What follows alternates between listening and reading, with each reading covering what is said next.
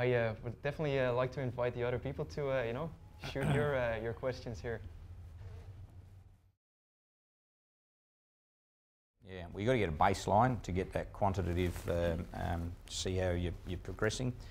So we did it sort of 11, actually it was the first, might even just before I got there. So we had a baseline. I was horrified. One of the key questions was, do you want to be here? Do you want to be in this organisation? And something like 64% said no. Well, no one told me this when I got here. But, you know, it's a fair measure of morale. They're looking for another job. You know, I can tell I'm very proud. When people ask me what am I most proud of, it is changing the people. It wasn't double-digit revenue growth or profit numbers, you know, double-digit growth year on year. I did that for 10 years. There wouldn't be a bank in the world that did it. But I'm proud of the people thing. So we did the same 12 questions for the last 13 years, and you measure it. And when you're seeing it going like that, you know you're having an impact. And you know what? When I first started, so very, very low, it's just when you got more people on your side that outweighed, it went bang like that. So it's hard yards for a couple of years, and you go home at night doubting yourself, and you're pulling the right rein, and but then you just know you get the right people on. And it happens, you'll be amazed at how often it happens in very big companies, and how at the most senior levels there's always a recalcitrant or someone that's not as engaged as they want. And they can take your culture down. They change the dynamics. It breeds distrust. There's that cynicism, that corridor talk as soon as you walk out. And I've actively assisted in removing people like that because they're cancerous. And so you got to confront them really rigorously. But you get it, and then you talk it up, you talk to people, and you keep saying, we're going to change. What is it that we're not doing right? Ask people. And people are good at asking, but I tell you what, if you follow up on it, you'll be different to everybody else. And you go back and you remind them and tell people what you've done. Because people, especially staff, they forget. You can do a heap of things, but, you know, they don't quite, you know, understand the investment you're making in, you know, might be just their environment or whatever. So consistent, doing the same thing and measuring it, yeah.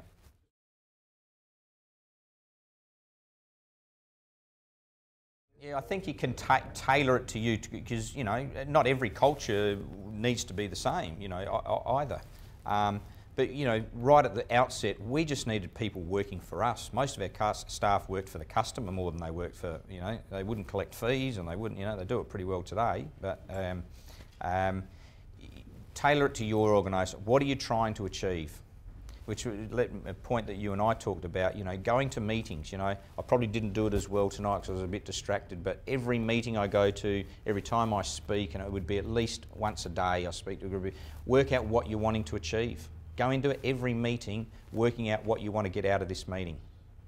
If you do that, gee, you'll work out how more productive you can be. And so just what's one thing I want to get out of this meeting? Instead of just catching up for a coffee, you know, ask for the business every now and then. Great point.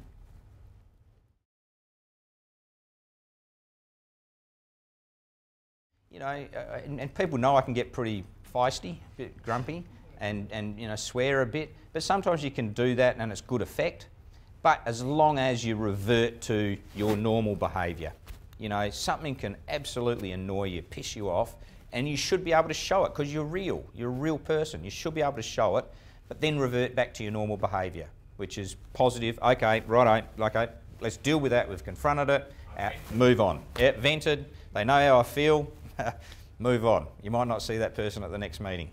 No, not really. I'd rarely. There's a better word than this. Sack somebody. Rarely. Most people would resign because you just load them up with expectation, not unrealistic. Just expect. I don't want to see that sort of behaviour. That just is unacceptable. And if they continue to display it, you confront it, and you know they resign. They resign.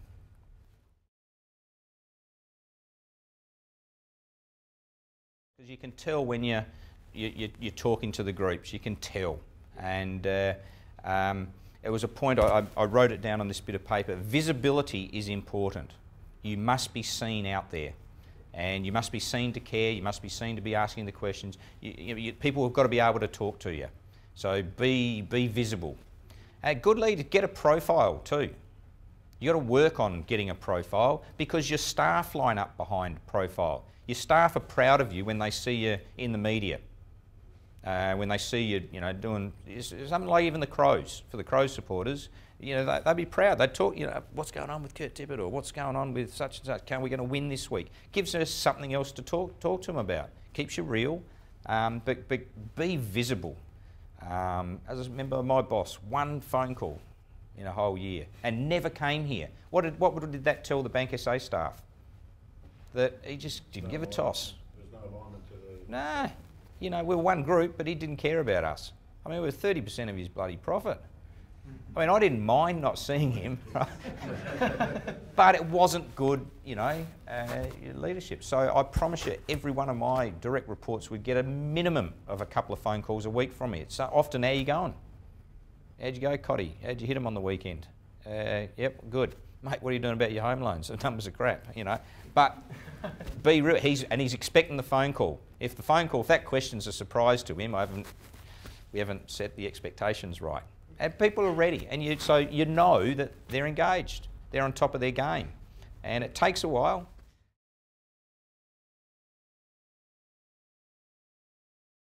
Yeah, I love getting big job families together. So it might be all branch managers, or all the tellers, or all the relationship managers, all the private, because you can talk about specific issues. When you've got the big job families that manage people nodding their heads at you, you know you've got them. I mean, and we did. I work out what's important to them, and they actually like their staff. So you help their staff. As long as you're consistently being seen to help your staff as a leader, you'll be respected, which is at the end of the day what you're looking for. You soon find out when they're not. A footy analogy. Neil Craig. I'd sometimes sit in on the team meetings. And, end of the year, there was one particular player, Scotty Welsh, who was a really good player. Anyone remember Scotty Welsh? Really good player, and not a bad bloke, but he just did not believe in the game plan. Every time Craigie looked out to the meeting, he'd have 41 out of the 42 nodding their head. And Welsh was talented, super talented, like Darren Jarman talented. But he just wasn't engaged. He engaged in the corridor talk, and, in the end, got rid of him. Talented footballer. Went on to play a lot more games at Western Bulldogs, but got rid of him because he didn't fit in. Mightn't be a good analogy, but like if you got 4 or 5 of them in there, cancerous. You've got to remove them. Benny Hudson was another one. Really good ruckman. I liked him because he had a bit of aggression, a bit of shit in him, and I liked that. But he was negative, and didn't want to be here. Victorian, had a superiority attitude, and he just didn't quite fit. So you got to remove them. So we do a lot of screening on players, more so about attitude and belief, and their own values as much as you do on skill. Perhaps more so than skill, you reckon? The skill, of the top 100, skill separates, 80 of the top 100 by about 2%. We interview mum and dad, and we interview former coaches, we interview a whole variety of people to just make sure they're going to fit our system. Are they prone to homesickness? Are they? We do a whole heap of real interesting testing, and you don't always get it right, but you got to be able to kick.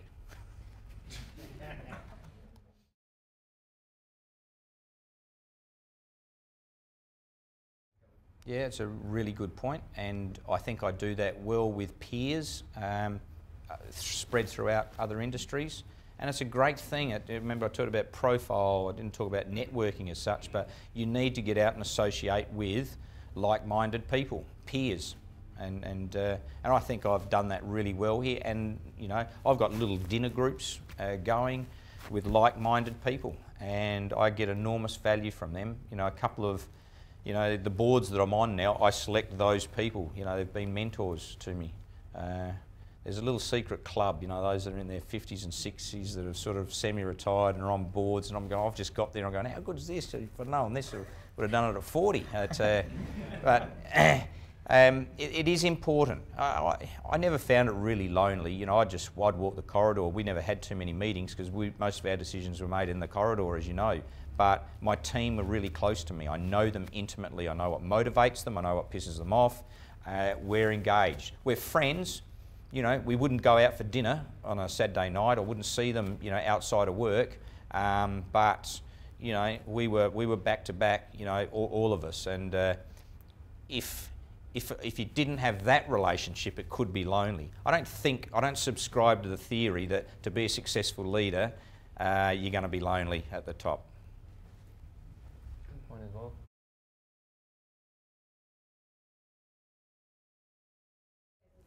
Really good question. Acknowledge that they're different to start with. Don't do the one size fits all and group them all together, because they are different. But I also recognise, you know, some of the Gen Yers who you might perceive to be, it's all about me and my next job, and you know they're not as hard working. But you know there are real exceptions to that rule. Some of the hardest working, the Gen Yers. But you know you've got to know your staff. You know, particularly I'm talking at that leadership level. You've got to know them, know their strengths, what turns them on. There's always conflicts in teams. So as long as you recognise that and you know, try and minimise the conflict, but turn it into, you know, positive discussion and engagement.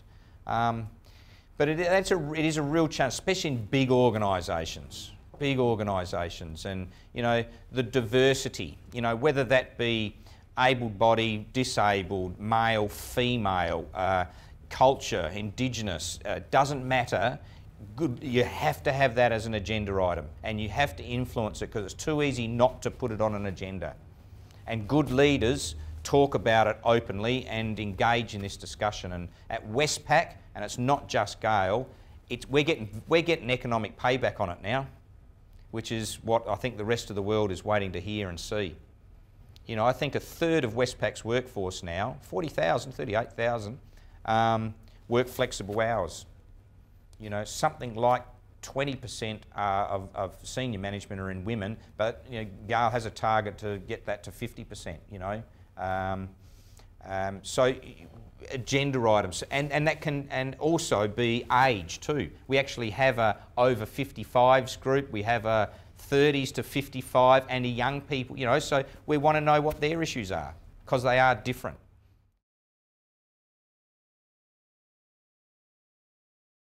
That's perfect. So you ask for volunteers, yeah, but then you can strategically place people into them too.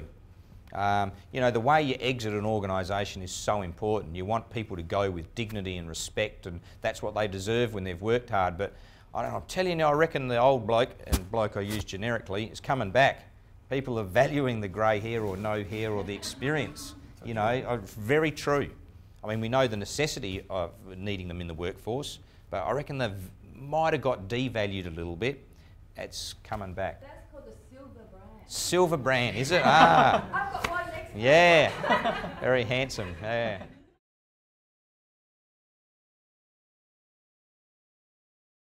Easy in a footy world because they have benchmarks.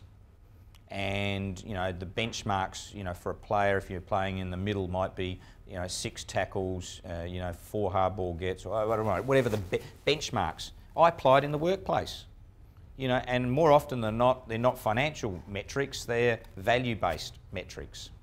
And I'm trying to introduce that into other places. Actually, you haven't even started to think about what values, you know, their organisation stands for.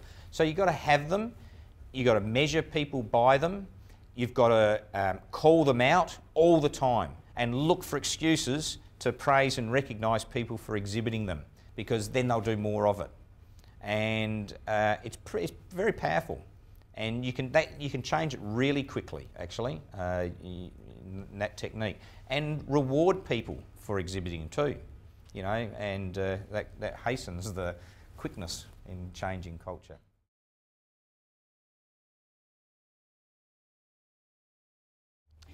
Yeah, they're all different. You know how sometimes we say we're very parochial here? I have worked in or lived in every state in Australia. I've run a business in every state in Australia.